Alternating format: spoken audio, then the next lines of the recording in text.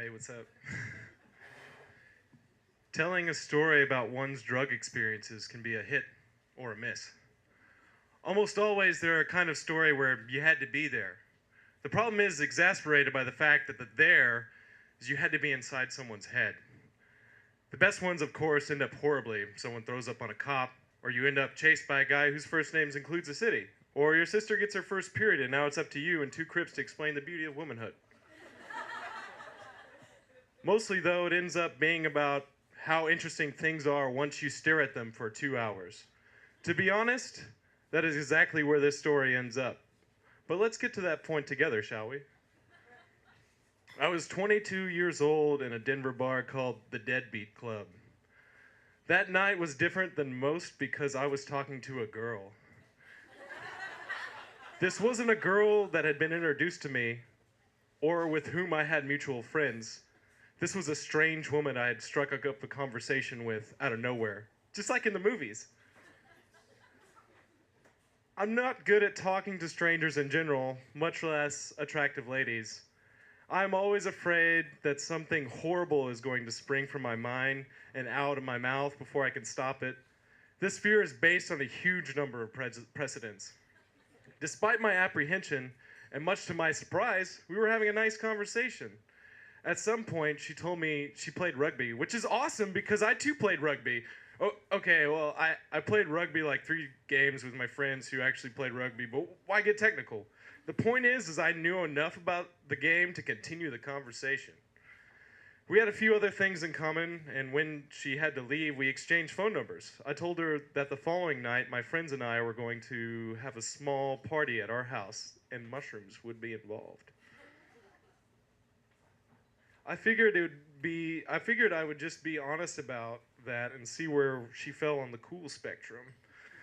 I was much relieved by her genuine excitement at the prospect. She was pretty, she was tough, and she had problems dealing with reality just like me.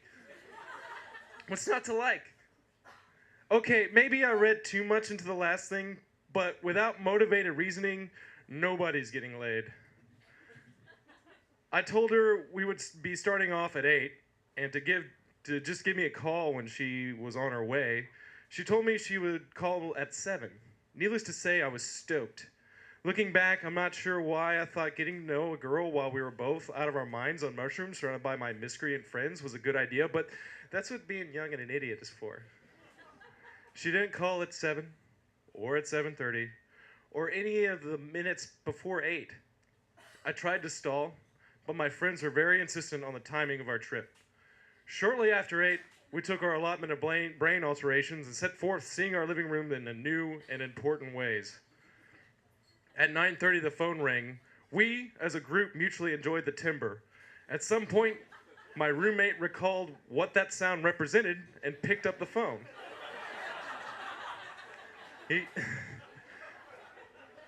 he handed it to me, saying it was a girl. I was overjoyed. I took the phone and said, "Hello," in my best Billy D. Williams voice. It was she. She told me she had just achieved readiness and was heading out. Then she asked, "You guys didn't already do the mushrooms, did you?" I was confused. "Well, yeah, I thought I told you it'd be at 8. I answered calmly. She was not calm. She began to yell. A lot. Now I know that no one likes to be yelled at, but for some reason my constitution is constructed in a way that it makes me physically ill when being yelled at by someone I like even at my most sober. Hence, I started to feel sick. There was a part of my mind that was trying to remind me that she was being unreasonable. It presented a list of facts that she was aware of that she should preclude her from this reaction. I think there was even a Venn diagram. My mind was not in a state to relay these things, however. All I managed to squeak out was, wait, are you mad at me? It was a dumb question in retrospect. Mad at you? I am absolutely livid. No one in my entire life has used the word at me before, livid. I hung up the phone and said I was sorry. Wrong order, I know.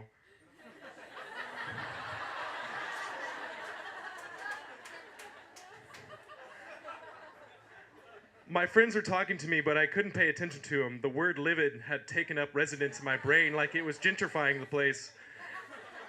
That word was all I could think of. Man, you don't look so good, my roommate said. Maybe you should get some fresh air. I agreed and walked into the backyard. Normally in a mushroom-enhanced state, nature becomes fascinating. Every leaf becomes more leaf-like. Every tree is majestic. Every cloud is a dream waiting to be had.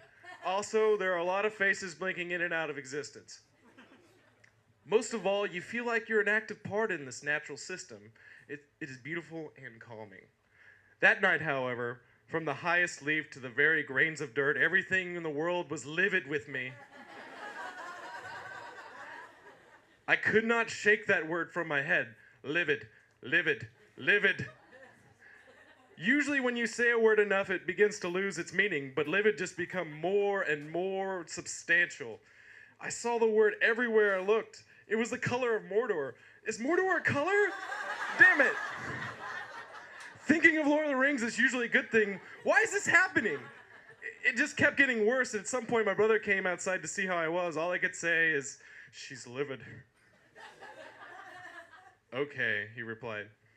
Well, let's just get you comfortable. Why don't you go lie down in your bed for a while? Thank you, dear sweet brother. This is indeed a good suggestion. I looked in his face. He could never be livid with me. Or at least this mannequin representation of my brother wouldn't. I made it to my bed and tried to think of anything other than livid. At some point, I was convinced that I would end up in a mental institution forming the word with everyone's mashed potatoes. My deus ex machina arrived in the form of my roommate. He stood above me with his hands behind his back like an attentive butler. He asked if I was okay, and I just managed to shake my head no. He smiled at me, and he told me I needed to think of happy things. I thought, well, thank you, Pollyanna. But if I could do that, I would be in the living room talking about the importance of my thumbs rather than in my bed smothered by an adjective. He smiled at me and asked, what's the happiest thing we have in our house? I was almost angry. The happiest thing we have in our house? What the fuck does that mean? I don't know, man. I can't deal with this sin right now. Think, he insisted. What is the happiest thing we have in this house?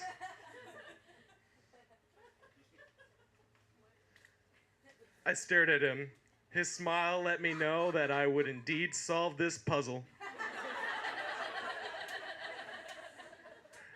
I let my mind's eye wander through the house, alighting on various objects.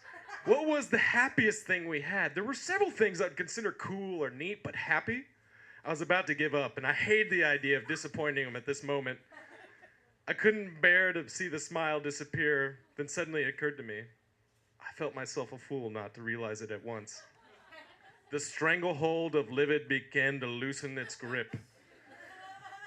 I looked back at him, returning the smile tenfold. The New Edition album? He simply nodded and produced from behind his back New Edition's self-titled LP.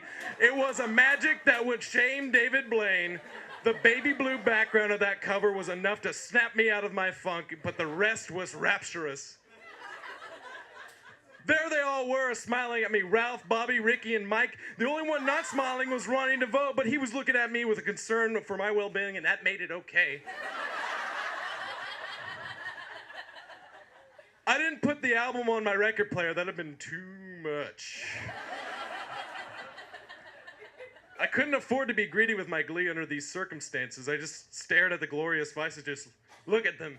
I thought, just as happy as can be after everything Maurice Starr did to him. If they can bounce back, well, goddamn it, so can I. I giggled to myself about the irony of this mess, starting on the phone while singing Mr. Telephone Man. I stared for another 5 to 90 minutes before setting the record on my dresser and thanking them. I turned out the light and walked back down the hall to join my friends. As I walked, I began to sing, "Cool it now, ooh, watch out,